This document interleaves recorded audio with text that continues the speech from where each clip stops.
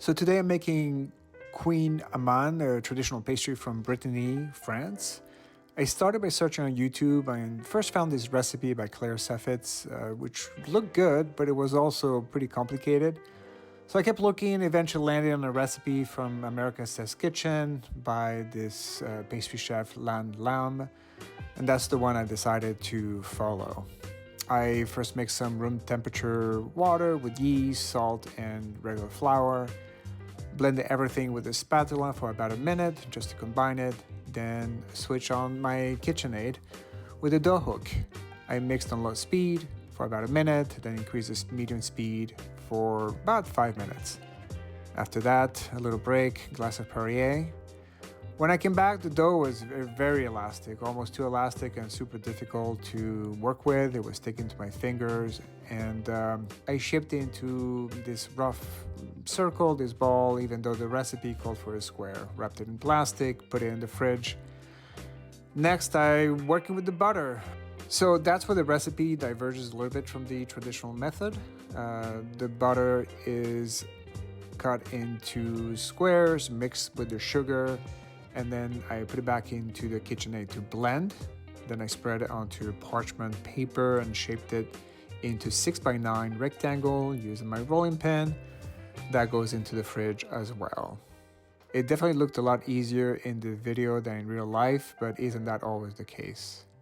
I greased my pan with some Pam. It wasn't for flavor, it's so the parchment paper would stick properly. I lined the pan carefully, pressing the paper against the sides, and then I had all these pointy paper edges, and that was bothering me, so I trimmed the excess with scissors. The dough was in the fridge for about an hour and a half, and then it goes into the freezer for about 10 minutes. And the idea here is to match the firmness of the dough with the firmness of the butter.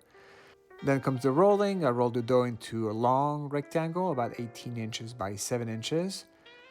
Though getting into the right shape was harder than expected, I kept adjusting it with my hands just to get the right shape. And once it was ready, I placed the butter block right in the center and folded the edges over it. Then I rolled it and folded it like a letter. I repeated this 3 times or 4 maybe. At this point, there was flour everywhere, including on my phone, because I was trying to follow with the recipe.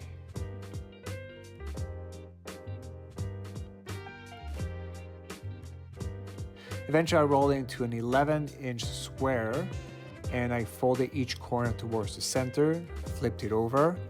It got a little messy, the dough started getting very wet, the butter was poking through. I got a little concerned, so I added a little bit more flour and shaped it into this round. Finally, it goes into the pan. I pushed a little bit to fill all the spaces, and then final steps, brushed it with some milk, and then used the paring knife to score a few shallow lines on the surface. Then into the oven for, I forget what the recipe calls for, maybe 45-50 minutes. And it came out really good, actually. I was really surprised with all the mistakes I had made. Super dense, super rich, as you can imagine, with all the butter. But I liked it. It was good.